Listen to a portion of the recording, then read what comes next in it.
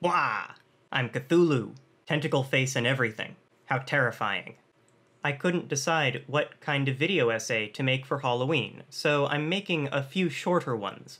This first one is about H.P. Lovecraft.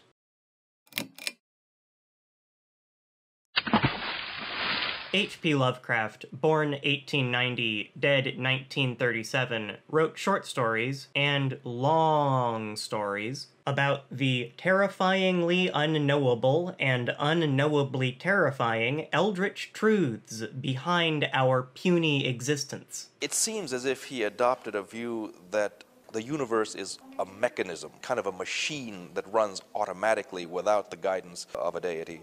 At the same time, he realized that we don't know everything there is to know about the universe and never will. Our sensory limitations will always close us off from understanding the universe totally. And his weird fiction was meant to probe those areas of the universe where anything might happen.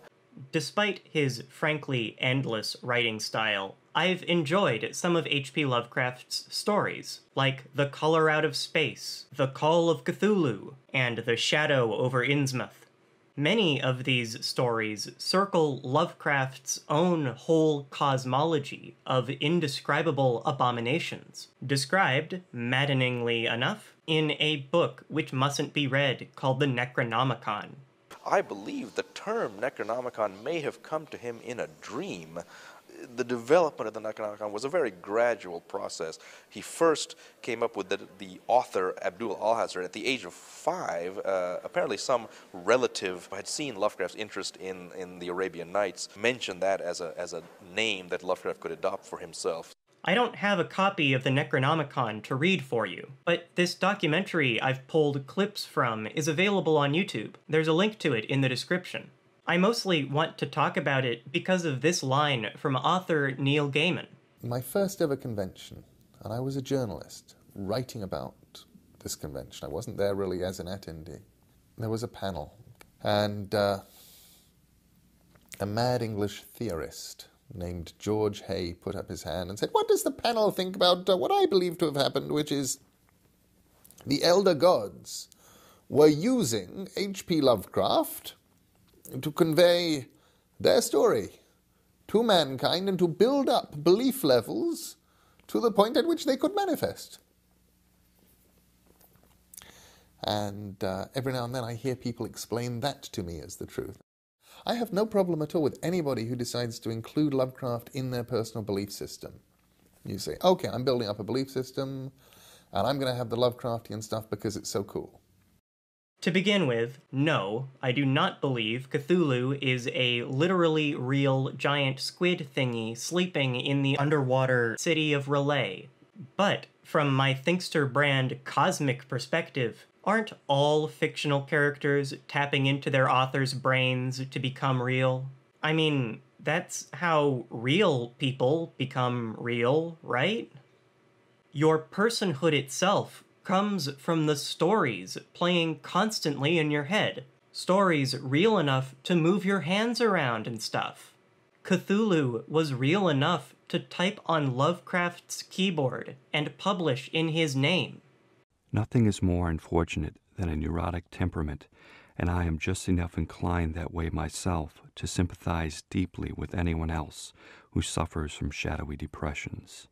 Lovecraft had night terrors as a child. He can hardly be blamed for his uneasy subconsciousness, considering his father's psychotic episodes and early death. The family was a bit troubled, shall we say. About 2.5 years after Lovecraft was born, in the spring of 1893, Lovecraft's father had some sort of seizure in Chicago, where he was on business, apparently, and had to be brought back in a straitjacket back to Providence. And for the rest of his life, he died in 1898, he was confined to Butler Hospital, a mental hospital in Providence.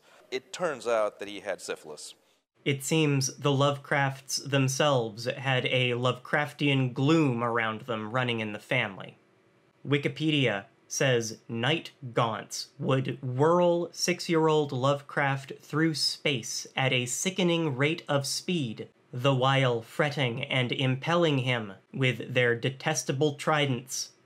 The H.P. Lovecraft wiki says these night gaunts appeared in Lovecraft's writing published posthumously. The night gaunts live in the Dreamlands, an alternate dimension accessible through dreams. I think that's beautiful. Lovecraft took his childhood affliction, his family's trauma and history of mental illness, and made art out of it. Sure, it's horror art, but the people in this documentary seem to empathize with Lovecraft's vision of the world as vast, incomprehensible, and uncaring. He simply gave you a vision of an impossibly inhospitable universe in which we are screwed. From there, fans have taken Lovecraft's haunting image of our universe's unkind reality and made plushies out of it. A toddler with night terrors could hug.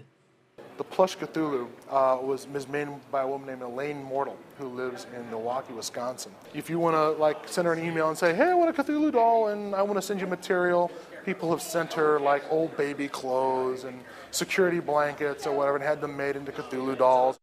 The more we learn about our existence, the more we know we don't know, and the more we have to be afraid of.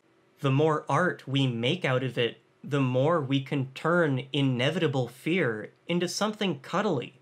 Lovecraft's night terrors began a cultural process of recovering from the trauma of our own existence.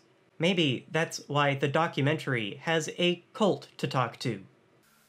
Jesus Christ wrote nothing. The Buddha dictated some sermons that may or may not have been his. And frankly, sir, I find the Quran incoherent for long stretches. H.P. Lovecraft was able to sustain these moments, these dreams. He had very vivid dreams, you understand, wherein he first saw, as I have seen, Cthulhu, Azathoth, Nyarlathotep. And he was able to bend these insights to the writer's craft. On this Walpurgis Nacht, we call forth the spirit of Yog-Sothoth.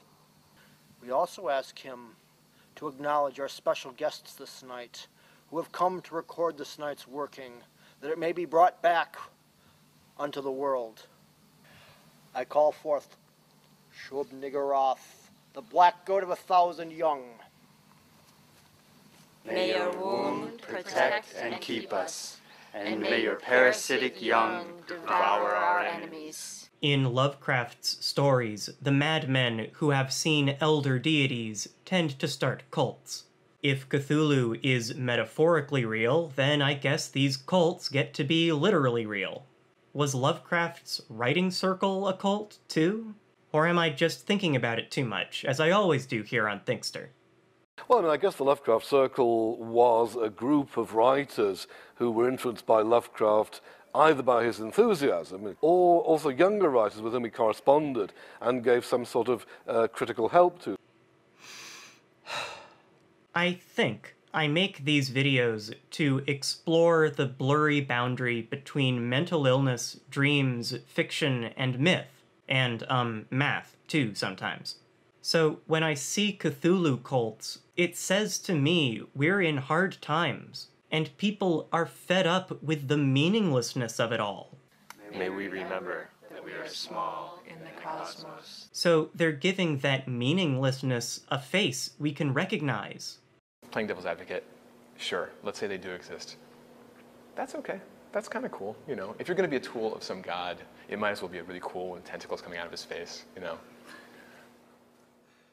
When humans see the emptiness of all things, they can be scared. Scared humans make scary art to describe the emptiness they saw, with something which doesn't seem so empty, like a giant squid.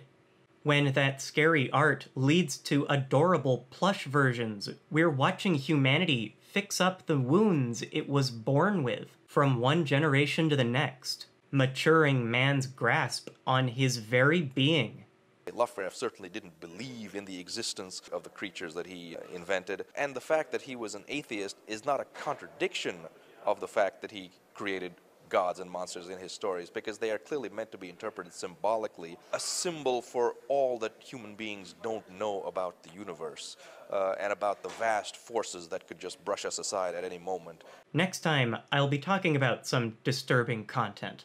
I haven't been in a great place mentally, so I've watched a few horror movies involving torture. You don't have to watch, but if you do, I'll be skipping most of the nasty stuff to get right to my squid-themed ideology. Bye-bye.